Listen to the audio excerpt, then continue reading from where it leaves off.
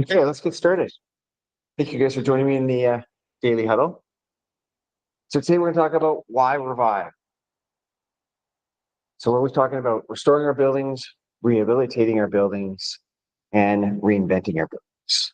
So for those that haven't had a chance to meet me, I'm Sean Sainamore, manager of Revive. Thanks for taking in today's Etro U.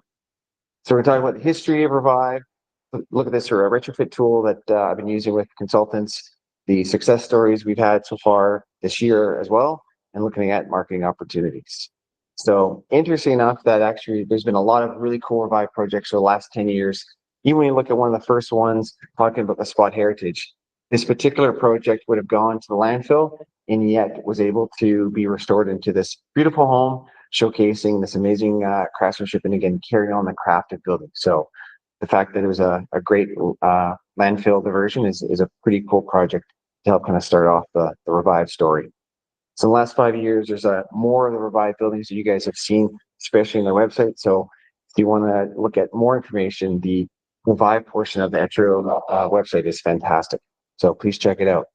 So you'll see the 1285 West Broadway, which was a facade upgrade, the 1770 Davie project that had a lot of seismic updates.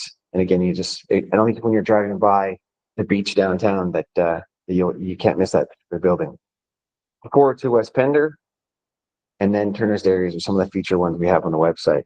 So we get into Revive. And so it can get a bit confusing when we look at some of the market services we have, because if you look at 837BD, which is a build, it gets brought into Revive. You look at even the 1770 Davie project, it's apartments and living, we brought into the Revive because we've taken just that adaptive reuse portion, we've added on different layers. Revive is currently heavily involved with dynamic ops because a lot of those renovations and remodeling projects, we're adding on layers and we're letting it grow, and being able to build its own division is coming out of working with dynamic ops. So this is an interesting tool that I get into a lot of conversations with architects and consultants, because typically the adaptive reuse portion is just, like I said, with dynamic ops, looking at modeling renovations, and then we start to look at, oh, what happens if the building is going to be a seismic upgrade? And we start to incorporate different portions of scopes of work to make sure that we hit budgets and schedules. Right now, we're talking a lot about climate emergency plan, and so deep energy retrofits, and how do we incorporate adding cooling into our buildings. So being able to understand how we're going to be doing that. Sometimes we're adding on air tightness details or windows, and that means that we're affecting structure, and that means we're going to have to beautify them, and when we're cleaning up, making them look a lot better. So on the new build side, there's already some process moving forward for energy codes. By 2032, we'll be at the highest level of the step codes, where we're improving air tightness and comfort and health for the buildings. So what's happening then to our building stock? And this is where Revive is starting to catch up and improve where there's not policy in place. We know that the market wants to get there, and so we've been able to get this division moving forward and be able to assist in the retrofit market. So typically you're looking at the different step codes with new builds, and air tightness has always been the key. And as a builder, I've talked about that in the first Etro U, but how air tightness helps out when it comes to mechanical systems and budgeting, and being able to have a balance of better performing air tightness. Where a lot of this comes from is resiliency. And so new words that I've learned in the last 5 years: heat domes, polar vortexes, looking at our buildings that for the most part, we're able to keep us at. We're back. We're back. We got like hello. Good timing talking about resiliency. It was very fast.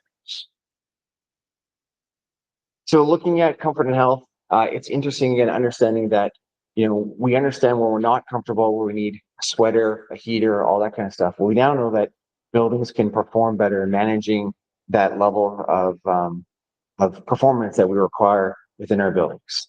And what's nice now too is from the retrofit side, in my passive house world, there's actually a program in place. We're able to make a plan, verify with data, and then be able to look at how we can make those improvements. And so all of the new buildings are having an energy advisor on, looking at, what are code requirements? How do we look at the air tightness details? And so typically the pathway with a retrofit, when we're looking at climate resiliency or deep energy fits, is replace windows because they've been the leakiest items in your envelope for years. So that's typically the first one. But when you get window replacement, that means the building's more airtight and we need ventilation. We need that continuous fresh air ventilation to ensure that we're not getting too stuck in our buildings. Then when we're looking at the assembly details, looking at or tightness details on the outside, and then once you've got your building, looking at mechanical systems, so adding that cooling. So in our Vancouver climate, we've never really considered climate. It's been a luxury, cooling. It's been a luxury item that we've had to add. Now we're starting to mandate it on new buildings and being able to add it. And so when we reduce the leakage of the home and improve the air tightness, then we're able to have heat pumps and be able to look at heating and cooling. So let's look at some success stories that we had recently. So we'll dive into Holy Cross Elementary School that was planned for a non-voluntary seismic upgrade. And the team did that. So if you're online, put a note that if you're part of this project, and again, you did some great work in a short amount of time. School closed in the summer, team got on site and quickly started working on envelope improvements. Working on, you can see the exit, that's the brace bay that was added on. That got connected to the gym that's on the other side and made sure that the building was brought up to code from a seismic standpoint. In doing so, you can see some new windows and a whole new roof. And so from the original picture, you can see all of the heat pumps got moved to the top of the rooftop after the sweater was added. So we talked about, improving our buildings with more insulation. The sweater got improved and the windows done as well. And so then we look at the adaptive reuse, bathrooms got updated, the staff kitchen got updated. So a lot of work by the team to manage the improvements all the way throughout the particular building in a short amount of time. And so this particular gym picture here, you can see the far wall was actually taken down. Seismic constraints are added into it. Better air barrier details are put in there. You can't even tell they even touched that wall. The only reason you can tell that we were in the gym was the fact that the floor got refinished. A great job by all in a short amount of time. We're going to have a separate Etro U talking about the brand new head office. But again, you start to look at this building and start to look at archetypes. This brutalistic architecture we want to be able to keep. And so we had to work on the inside when we're looking at making those improvements. So new windows, new insulation, some better tightness details, but that exterior shell of the concrete is still exposed. So you start to look at downtown and other buildings or other parts of the downtown, looking at buildings that are opportunity and trying to figure out, okay, well, is there certain archetypes that we could specialize in as we grow our Revive program? And so, yes, I am monitoring all the heaters that are in use desks because we should be at a point where we're trying to eliminate the use, if not all of them. That is a bit of a personal goal. One of our big projects is still underway, of course, the 37 BD, and we're not going to have time to dive into it today, but you can go to this website. It's an amazing marketing tool that's been created to just showcase the amount of innovation that has been put into this particular project, from the foundation work, prefab work that Christoph's done, the mass timber elements, the fact that we took a 100-year-old warehouse and added 3.5 stories of mass timber. It's a pretty exciting. And then, of course, all the work that BDC has done to help coordinate. It's just been a massive effort by many parts of the Etro team, and it's great to showcase. And I'm constantly doing tours, and everyone just kind of falls in love with it as much as I do when they finish the tour. So where's Revive going, and what are some of the opportunities? Well, when you look at downtown Vancouver, most of these buildings you see right here are ready to be retrofitted. There's very few that have even hit, the Passive House standard. And so you look at this building each map, and you can quite see that the building stock, and yes, 70% of Vancouver is single family housing, and we know there's density going on, but you start to see in the downtown core and where there's some of the big buildings, there's a lot of opportunities to be out there. And so you got the City of Vancouver's climate emergency plan, where they want to reduce 40% of the carbon footprint when it comes to new buildings. And so they've got some policy in place to help drive that. So the City of Vancouver's zero emission buildings plan is now put out where next year buildings have to start reporting how much of their greenhouse gas emission in the index is out there. So all of a sudden now you have people having to report it and kind of now being on the radar of maybe being carbon overusers and being able to try to target buildings to how to reduce it. So there's a big opportunity now where individual homeowners and building owners are going to be requiring to look at upgrades. And so we look at the pipeline of Revive. It's kind of timing that we have the Etro U now, because in the last 2 weeks, we won a couple of upgrade projects. So Grace Mansion is a project that Paul and Mateo and Jamie worked really hard at getting, where you're going to have new ventilation and heat pumps. And what's great is we're starting to see some new technology come to play that we're going to be kind of leaders in some of it. So there's a Innova heat pump that's going to be installed. There's very few of those installed in BC. There's a lot planned, and so being able to work with the team to take this particular building to the next level is pretty exciting. Twin Towers is in North Vancouver, so from a marketing standpoint, it's great because it's just kind of right near Lonsdale. Why I'm super excited that we're able to win this project was because 7 years ago, this was actually supposed to be one of Canada's first passive house retrofits. A friend of mine did a lot of the modeling, and the fact that now it's going to be a bit of a phased approach. We won the first phase, which is going to be mechanical equipment upgrades, some concrete fixings, window fixing. And so to be able to get this on our portfolio to showcase it it's pretty exciting in this particular one. So I know Jamie worked really hard in getting the numbers to work.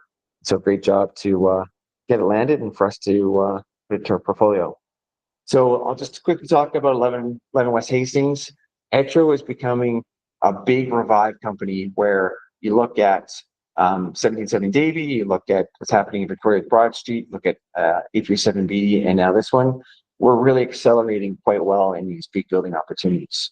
So it's great that we have another partnership with Lions, another building with them to be able to carry on. This is a 14-story office building that's going to get converted to a luxury hotel. It's pretty exciting that the team is working on. So, of course, when you started kind of a new division, you got to think of bigger opportunities. I'm a big fan of goals and big, hairy, audacious goals in particular. So we're not in Ottawa, so we can't revive the Parliament buildings. However, locally, with our partnership with Durwest, there's planning right now for our provincial building to be retrofitted, and Ryder Architecture is working on bidding on being the architect of record. So it's great that there's now a plan that in 5 years that this kind of iconic building for BC is going to be retrofitted. Locally, last month, Emily Carr has decided to expand their services and go back to Granville Island. And so that building that they spent a lot of time in, they now want to be able to retrofit and to get in there. So there's a bunch of really exciting projects that are on my prospect list, and we'll continue to work through it.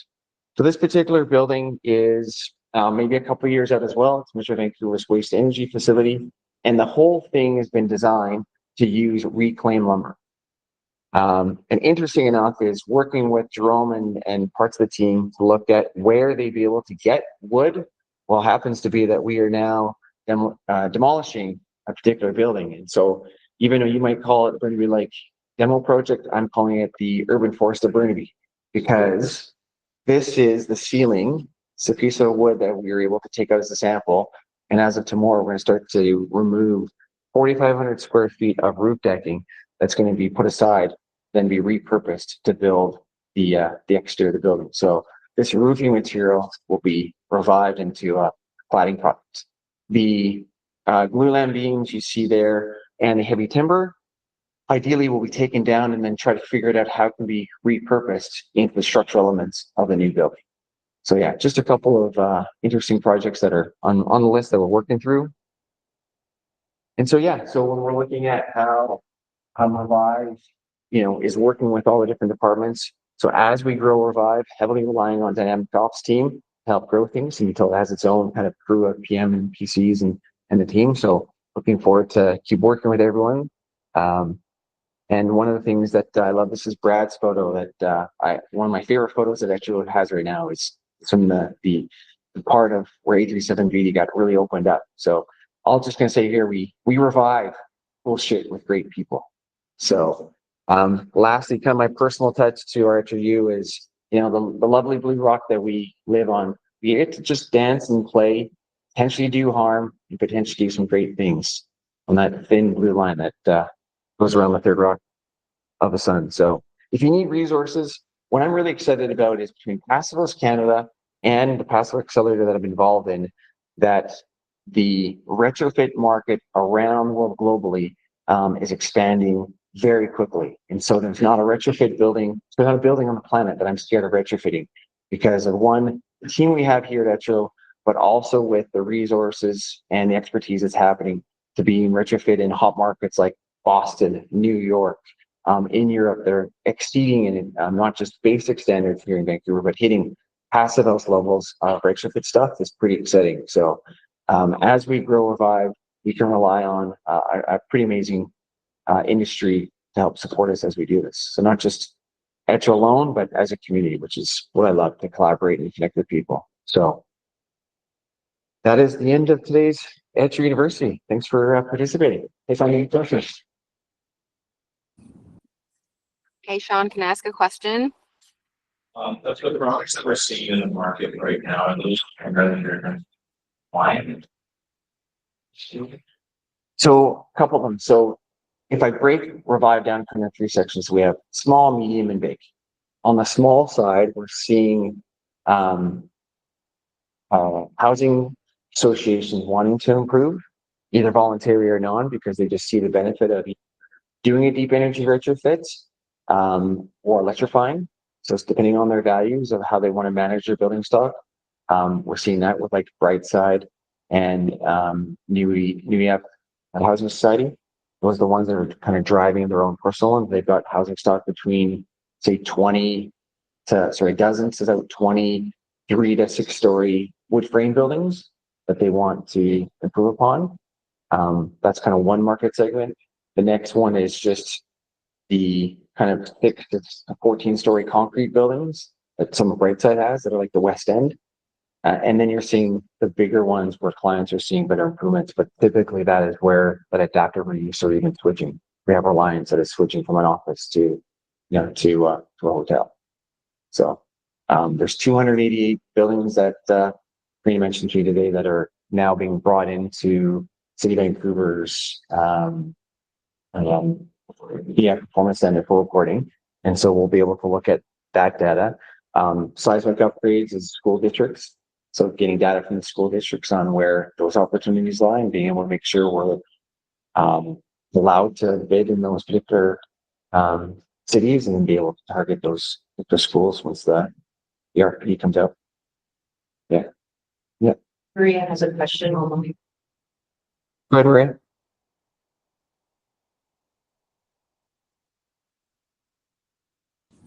Hi, can you hear me? Yeah. Sorry, this is coming from a person with an arts degree. So, does doing a retrofit accomplish the same, or like reach the same level of environmental sustainability as you would achieve if you were to build with all new materials and technology?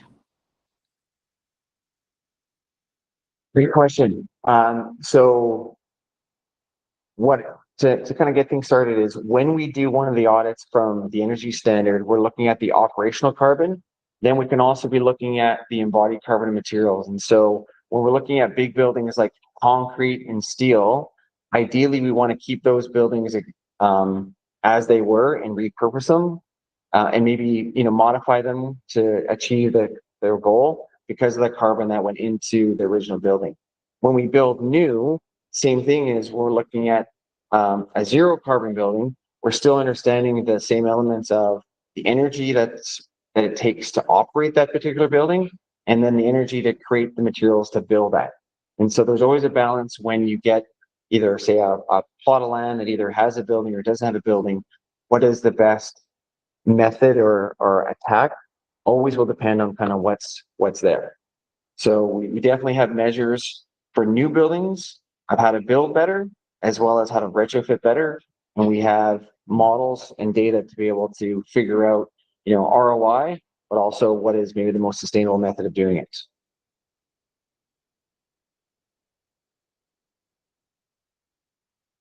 Any other questions? Hopefully, Maria, that answers your question. Yeah, thank you. From a supply standpoint, let's say if more GCs would take on the agriculture, is there enough expertise out there to supply into that? Seems to be the niche right now. We keep thinking that it's going to get lost. Yeah, I mean, when you look at in the last 10 years, what even Etro has done, every building it's a puzzle. You have to open it up to figure out the puzzle pieces. And from a new building where you create the plan, execute the plan, celebrate the plan, and a retrofit, I mean, as even you can even talk to, Brad and Daryl at 837 is, when they opened up the building, or even too, when they even started dealing with asbestos and in the abatement process, managing that, very differently, compared to like a new build where, you kind of start off and you work on the plan. So,